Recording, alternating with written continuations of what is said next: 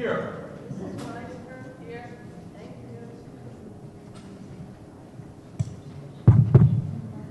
I'll make a motion for the adoption of the agenda, January 23rd, 2018. Do I have a second?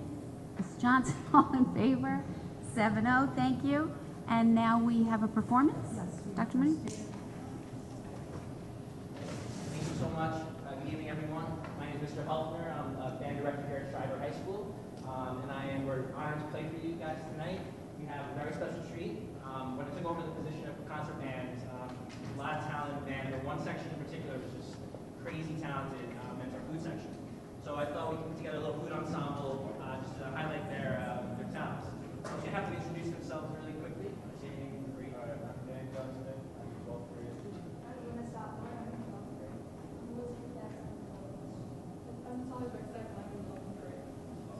And we actually have more people in our ensemble, interns. It's a little tough getting everyone here, but I appreciate all your help for tonight. So we're going to play 4 very short, very short, minute-long tunes. Some you'll recognize, and most will recognize. The first one is called Magic Flute Overture by Mozart. This is just kind of highlights from it. So here is Magic Flute Overture.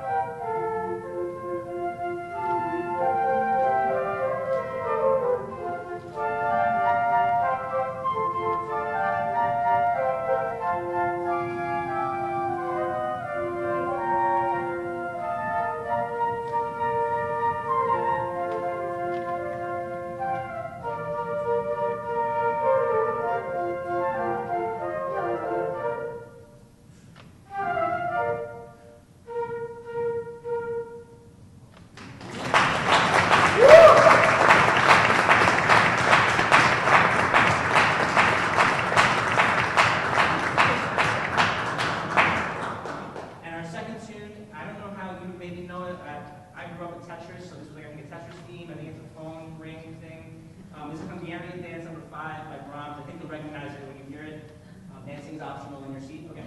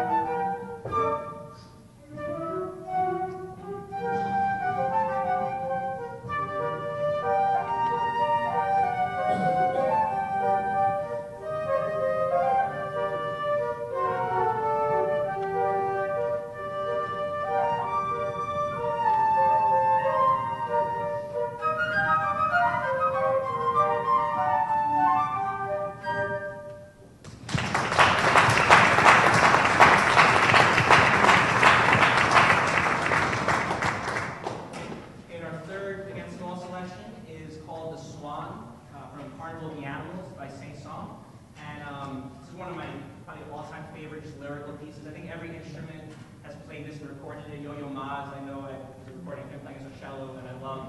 It's a really pretty one. So enjoy the Swan from Carnival of the Animals.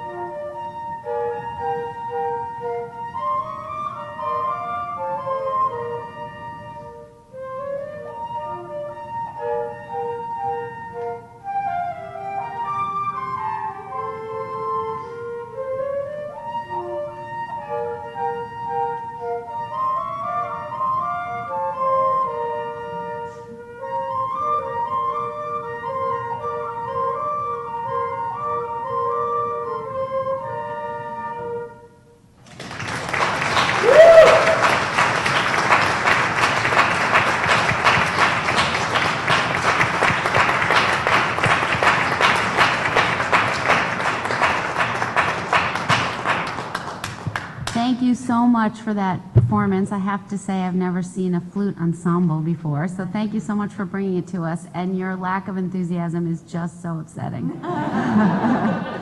It was really a pleasure. Thank you. Thank you for coming tonight. Thank you so much. Thank you.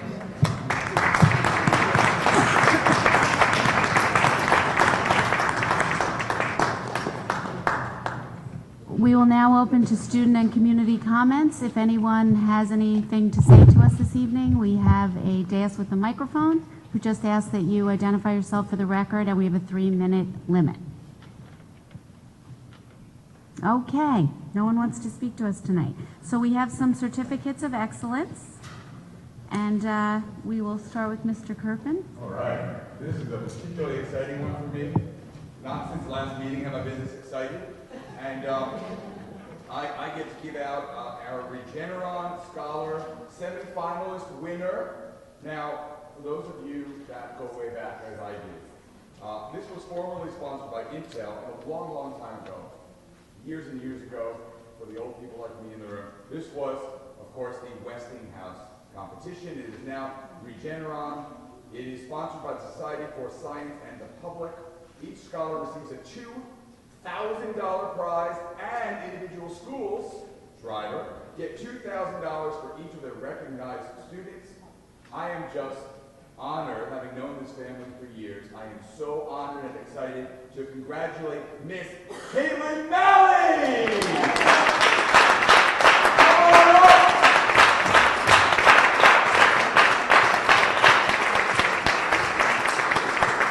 Congratulations, Caitlin! And while we're congratulating Caitlin, give it up for her teacher, Dr. David O'Connor!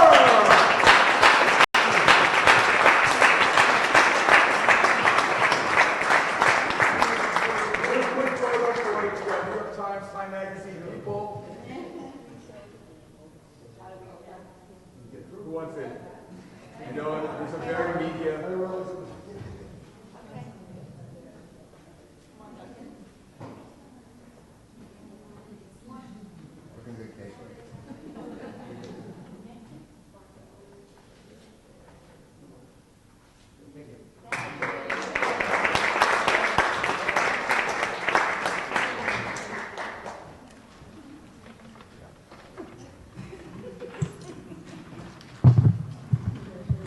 Okay, for our next certificate, please forgive me because I will simply not match the level of that voice that preceded me, but I had to take this one because I've known this gentleman for quite some time, and I feel this recognition is long overdue.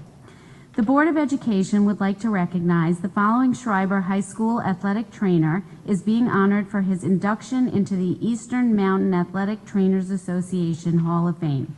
Also known as the 49 Club, this Hall of Fame was established in 2017 to recognize illustrious members of the athletic training profession whose contributions to the association have been significant, substantial, and long-standing, all of which is very true about this gentleman. The club honors athletic trainers who exemplify the EATA's mission through exceptional, enduring contributions that enhance the quality of health care provided by athletic trainers and advance the profession. This is a prestigious honor. Please join me in honoring the following Schreiber High School athletic trainer, Rick Zappola.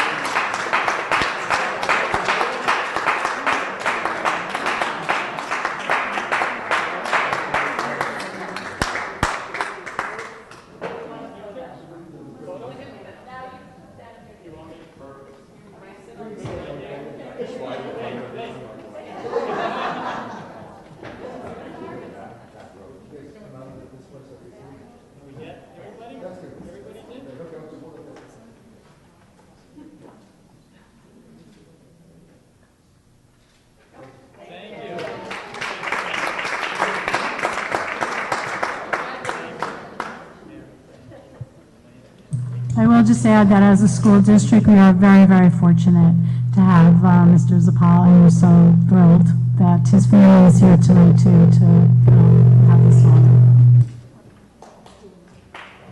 My granddaughter will be enrolled in kindergarten next year. Sousa. His dad.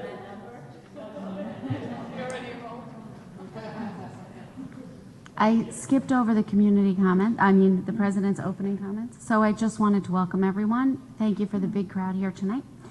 And everything is running pretty smoothly here at our school district, but we would ask that everyone please come to our board committee meetings. It's where we're doing a lot of the work that you may not see actually going on here tonight, but the things we vote on, a lot of that is taking place in our committee meetings, and all the committees are posted on the website. So we'd love to see more of you there to see where all the action is going on. And now I'll turn it over to Dr. Moody. Thanks.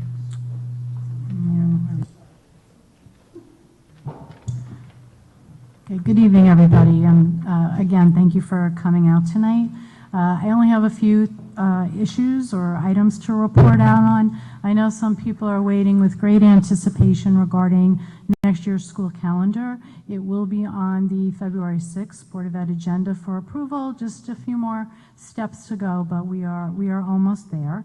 I also did just want to remind the members of our school community that Manor Haven is celebrating their Cultural Studies Week this week, and the country is Japan. And if you have an opportunity to visit, the school looks absolutely beautiful. So, also our budget discussions for the 2018-2019 school year. They'll start at Budget and Facilities Committee, which will be spoken to a little bit later, but our first public presentation regarding next year's budget will be also at our February 6th Board of Ed meeting. We do have on tonight's agenda 2 administrator retirements for the end of this school year. And I just really wanted to acknowledge and thank Mr. Hardy and Ms. Frizel, our Director of Guidance and our Executive Director of Pupil Personnel, for their years of service to the district, and you will be missed. Yes.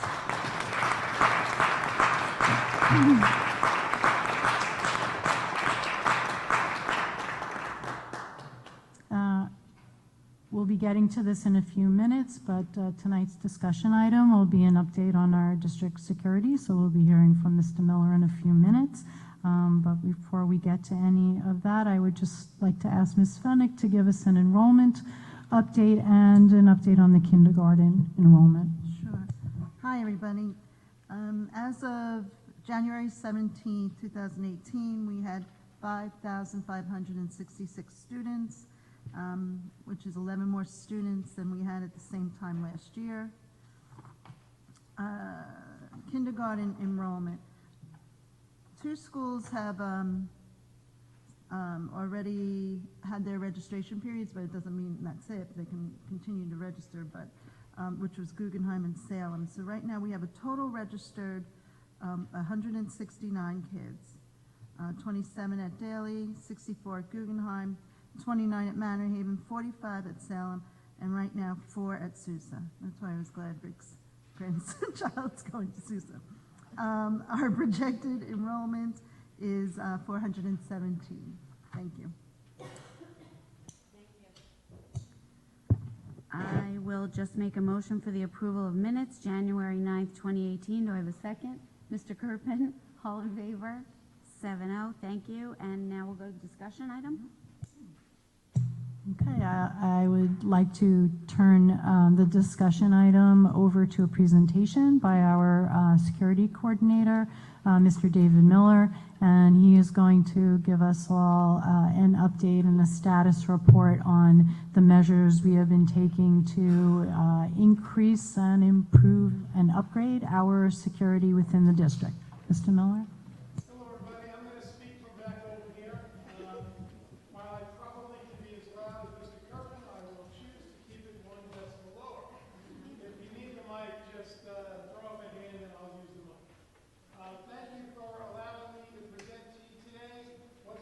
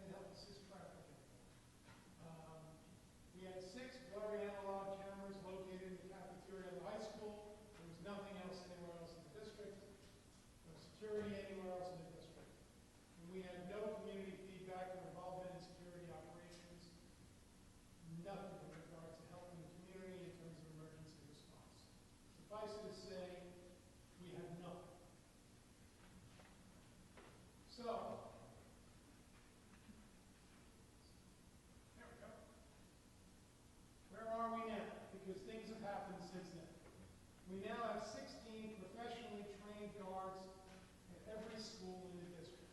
Most of them are retired law enforcement officers. Most of them NYPDs, ex-NYPD, and ex-Nassau County.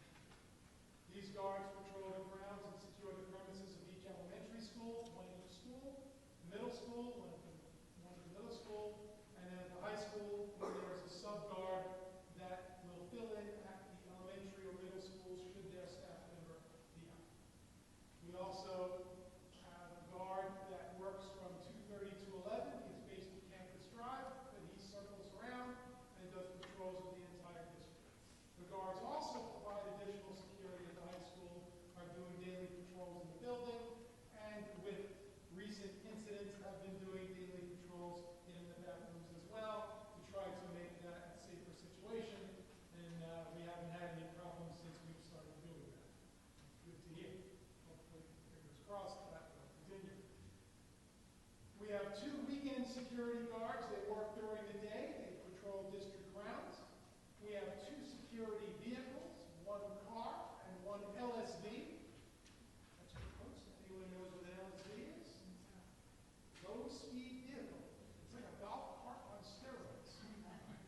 We have scholarship visitor entry kiosks at every school in the district.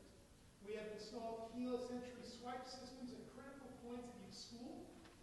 We have reconfigured several school entrances, mostly at elementary schools, but not all of them, some were fine.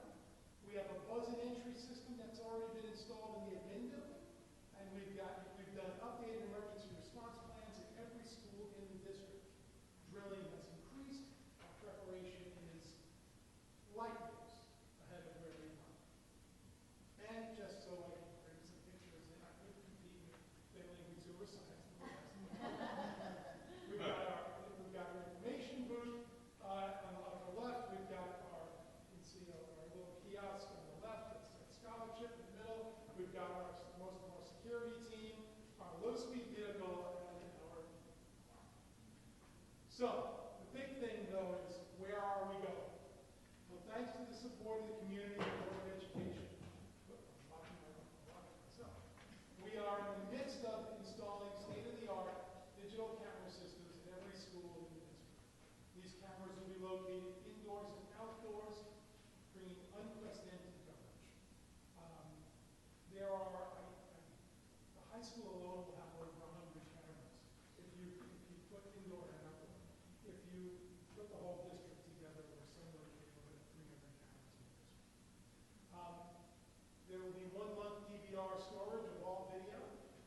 This will be accessible through selected computers that we've identified throughout the district. Selected administrators will have access to a 1-button lockdown system. It will instantly trigger 911. It's on cell phones. It's a big blue button on an app. The system will instantly trigger automated messaging systems, so connected will go out automatically. Computer screens in the entire building that gets triggered will be taken over. There'll be a big flash lockdown sign, blue strobe lights on every door, not every, most of the doors. All visible exterior doors and certain interior spaces where you might not be able to hear announcements. There'll also be an automated announcement, the automated PA announcements in every building. So this is 1 button, instant, and then in the future, it's not, I don't even think it's on in my presentation, we're going to be looking at door lock and door jar systems as well. It's part of the package that we're looking for. I'm not sure whether we're going to get to that or not.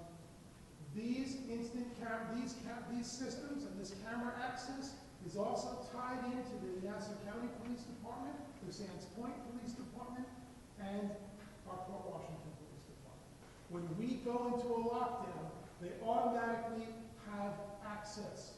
They can bring up our camera systems, and they will be able to see, in the event of, God forbid, an active shooter scenario, what's happening and where, which makes their ability to respond incredible. And these are things that just don't happen in most other districts yet.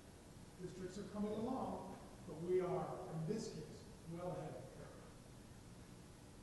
We have taken pictures, photographs digitally of every every single room in this school district.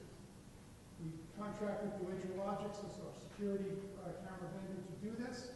These pictures are uploaded into e-maps. I'll show you what an e-map looks like in a little bit. So when the police access these e-maps and the cameras, if they are going to have to enter a room, they can know, not what's going on in the room live, because those are static pictures. There's classrooms, you can't have a camera in a classroom, or an office, etc. But they can know what they're looking at. So for example, imagine the police had to come into this room. This room has lots of places to hide. If the police don't know what the room looks like, they walk into a very dangerous situation.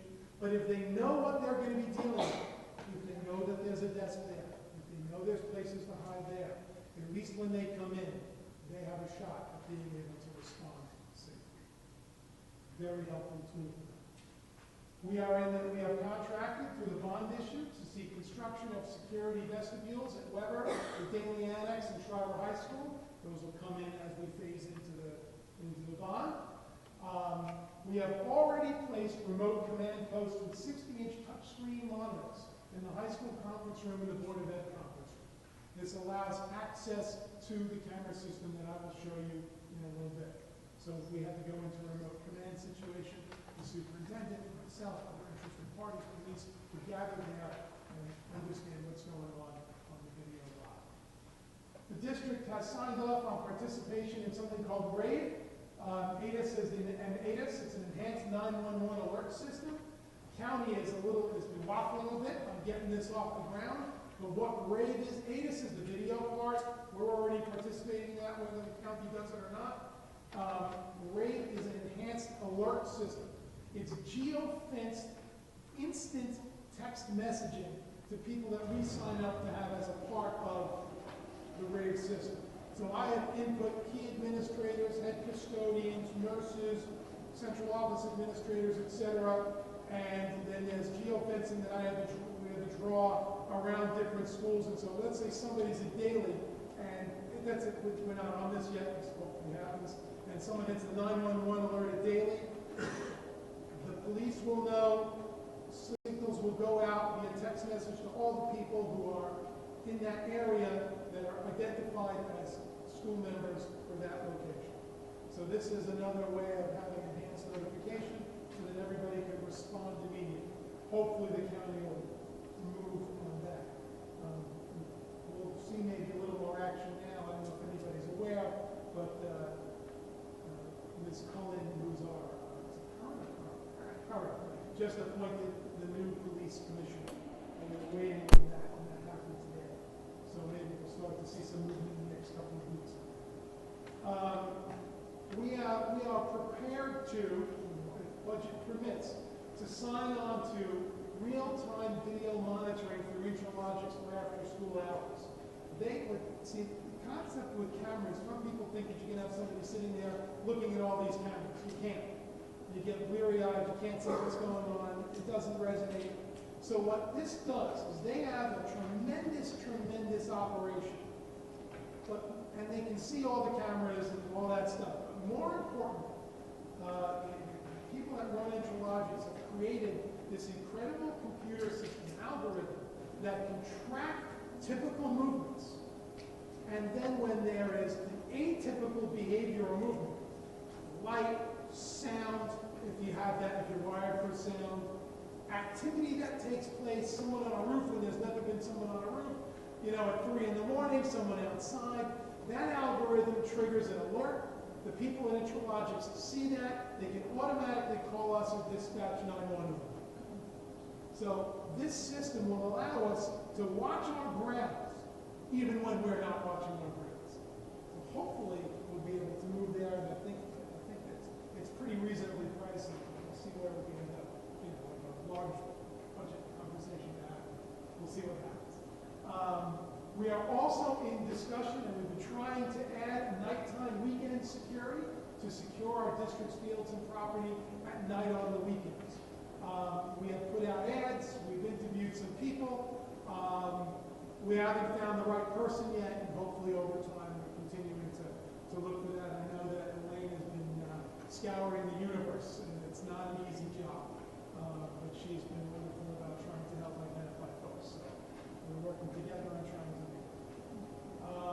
So that's where we're going, where we're at, and I wanted to show you some behind-the-scenes exciting stuff. Intralogics, as you know, by now is our vendor. But what we've got, and this is an example of the EMAP that the police might see and that I and a few other people have access to. Well, let's say this is live camera view. I'm not going to bring up the DVR footage, but let's say, for example, something was happening in the high school and the police wanted to see what was going on, and they thought that something was happening in the cafeteria. Wow, we can open up that one, we can see someone there. We can drag that, we can move it over on the screen. Maybe they think that person moved somewhere else. We could see the lobby, we could see a hallway, we could see the other direction, and oh, look at that, we got people working all over us. We have shots of doors. This one happens to be focused on a fire pole that's been pulled a couple of times. But not since the camera's been put there, interestingly enough. So, I could go on and show you different things. If you wanted to see, now this, by the way, is on old legacy cameras. This is not all the new stuff that's being put into Schreiber. This is only, we have about 28 cameras now. We will have, as I said, over 100. There's nothing outside. If we wanted to look at, or if I wanted to look at all of the cameras at once, we'd see a couple that are down. We could bring them up this way. We could change the way we see it. There's our front entrance.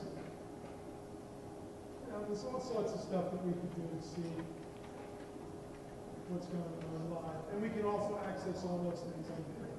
So every single school in the district will have access to the same software, principals, system principals, other deputies will be able to see what needs to be seen, and they'll be able to look back at the DVRs and see what's going on in the DVR, see if there's an incident that has occurred in the past. Most video is in fact reactive. The DVR is what we use most. But in the event of an emergency, the police being able to access these things, or us being able to access these things, gives us an eye that we never ever had before. And now with you see this picture is all a little blurry from the projection. But I don't know if you can see the difference between this picture of the front lobby and the first two in the upper right-hand corner. Those two in the upper right are much clearer. Those are digital. That one is an old camera that's being removed. All the cameras are going to be HD digital, and the range on them is incredible. So that's what we had, and where we're going. It is an exciting time, and none of it would have been possible without the support of the community and the Board of Education. We thank you because we know that the district is a safer place today than it was in 2004 by leaps and bounds. Thank you very much.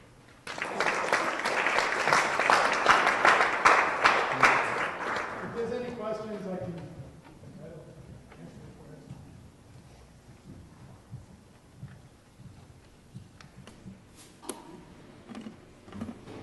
Thank you, Mr. Miller.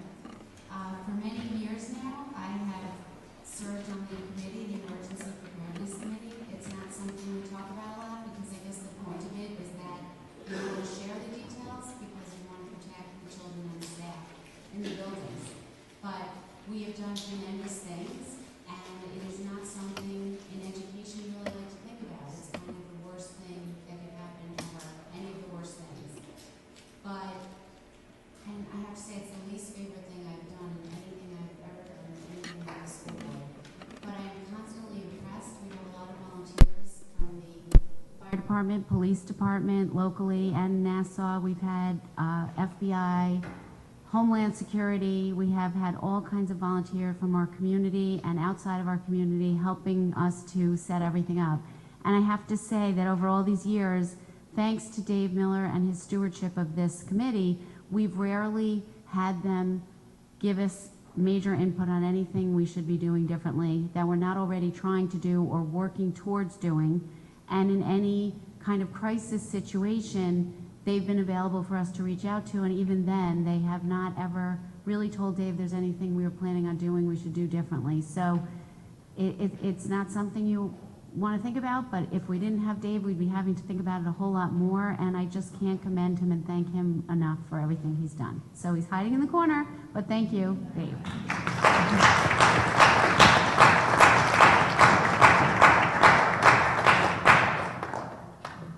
Does anyone have any questions? Larry.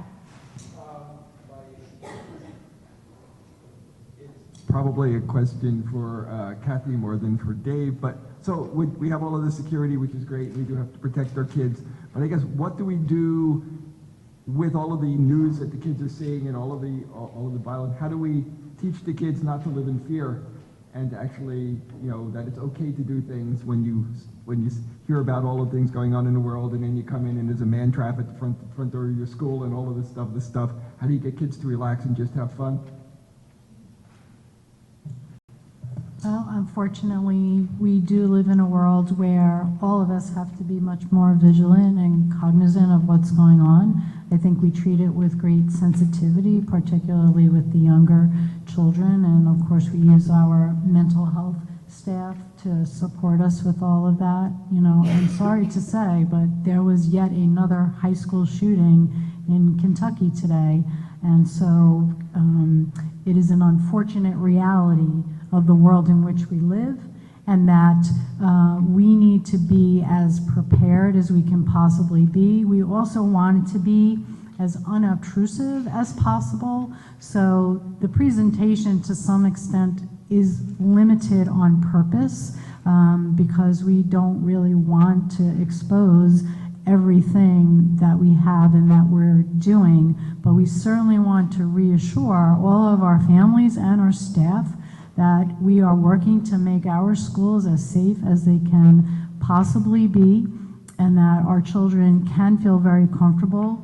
coming to school. And again, we are sensitive to the needs of the children, and in working with families as well on how to best have some of those conversations, you know, with their children. Our older students are very connected. They know what's going on, and so it's better to give them opportunities to really talk about it as opposed to, and being prepared, as opposed to trying to, you know, almost act as though it's not a reality. Our drills are very important as well to the whole process, and we do a tremendous amount of drills. They're not only required, it's something that we do need to do, and we do them in all of our schools, because even for our staff, these are really, really hard issues to get into your head and to deal with. And the more practice you have, even if an actual situation isn't exactly what may have you've been trained for, at least you have some sense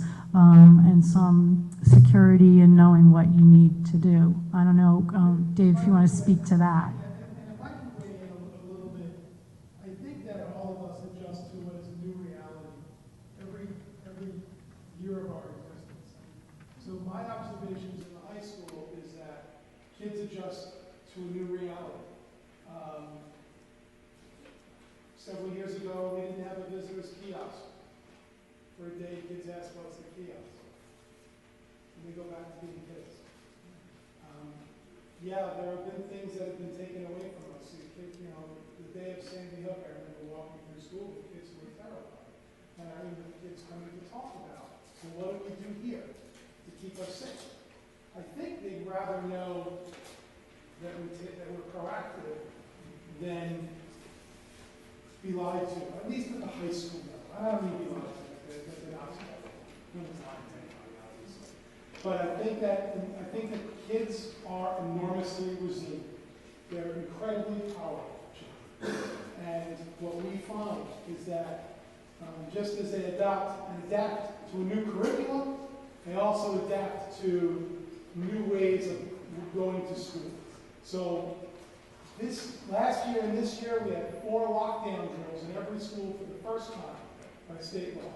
And I'm sure for a couple of days that was scary for kids the first time they did it. And now, guess what? We use the lockdown drills.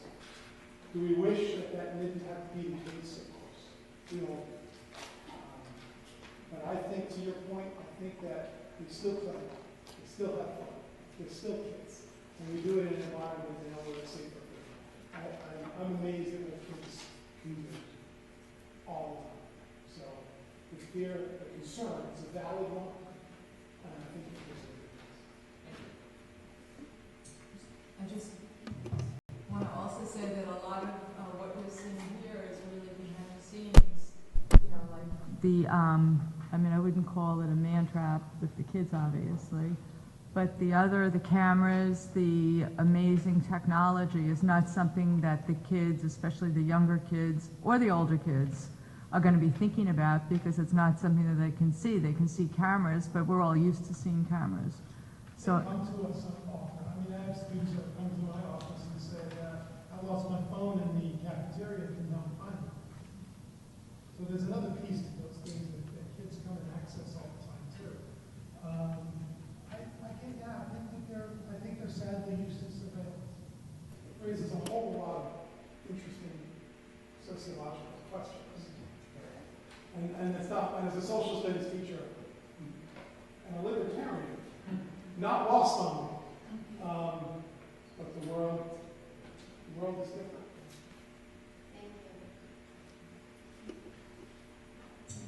Okay, thank you again. And we'll now move on to the committee reports, policy and personnel. Well, following up on Karen's opening comments, our next Policy and Personnel Committee meeting is on Valentine's Day. So you can come and celebrate with us and learn about all the interesting things that we are working on in the committee. We're going to have some heart-shaped vegan gluten-free cookies. I also have a surprise coming. Okay, so that will be on the 14th at 8:30 in the morning at the Annex. It's early, but it's going to be worth it. We had a joint policy committee and budget committee meeting last week. I forget the exact day that it was. 17th? Okay. And Beth, you can jump in here if you want to, but we were discussing the how we are going to utilize the new fields and how we're going to utilize the new turf fields, I should say, and the grass fields as far as outside organizations coming in and community-based organizations coming in. And just to sum it up, we've decided that with respect to the grass fields, off-season those fields will not be available to outside organizations, and that's because the fields really need to rest and to keep them as safe and in the best shape that they can possibly be for our students during the year. We are working as a group to determine the fees that will be charged for the turf fields, because the turf fields can be maintained on an ongoing basis and don't need that kind of rest that the natural grass would use. I don't know if Beth wants to add to that. Okay, so I hope to see everybody on the 14th. We first met on the 16th, and we had a meeting actually with our architects to discuss and have a little bit of an opportunity for some community input into the planning of the construction at Whitney Field and the new bleachers and other things, and so that was a pretty valuable meeting just to hear some input from the community that utilizes the fields as to what the needs are. We then met on and additionally had a very detailed presentation from our facilities and athletic department as to the maintenance schedules and other things for the field. So that was really very thankful to Jim Astano and Stephanie Joannan for taking care of that. And then on the 17th again met, as Nora said, to discuss field rental and really focus on some of the costs that we incur to maintain our turf fields and the costs that as they increase with increased usage. Really, if you discuss the field rental fees, that's all we're looking to do is really to try and make sure that we cover and ensure an ability to continue to maintain those fields so that they stay in the best shape possible for many, many years to come. We have a meeting on the 30th. It will be our first very, very detailed nitty-gritty budget meeting, so I invite you all to come and hear the fun facts of budget. Thank you. Curriculum, Larry? Curriculum, we're meeting this Friday at the Daily Annex at 8:30, and we will be having a presentation on creative arts, and we'll get to see that the program, like the flute program, is just one of many, many interesting things we're doing in the district, and everybody is welcome to come. Okay, I'll move to the action items and move items A1 to D13. Do I have a second? Ms. Johnson, all in favor? 7-0, thank you. I would just like to thank, especially for their generous donations to our district, the Richard L. Boyle Scholarship Award, Mr. Charles Pearls, I hope I've said that correctly, True Copy Printing, Ms. Amy Scalisi, Alder Tree Giving, Daily HSA, Weber HSA, Hearts, Guggenheim HSA, and all of the HSAs and PTAs that came together to help with the pre-K program. And now we have a policy for adoption. I did. Yeah. Did you miss it? Oh, okay. You can make a comment. One of the things we did was accept some retirements, and I just want to say I've been in the district a long time, and I've seen a lot of heads of pupil personnel, and in all the time there have been two of them who have been basically transformative in what they've been able to do with the district and the kids. One of them is Dr. Mooney, early in her career, came here as Director of Pupil Personnel, and the other is Mary Frizzell, who is retiring at the end of this year. So I'd just like to thank her publicly for all of everything she's done for the kids, and there'll be big shoes to fill, and hopefully we will be able to do that. So, but thank you.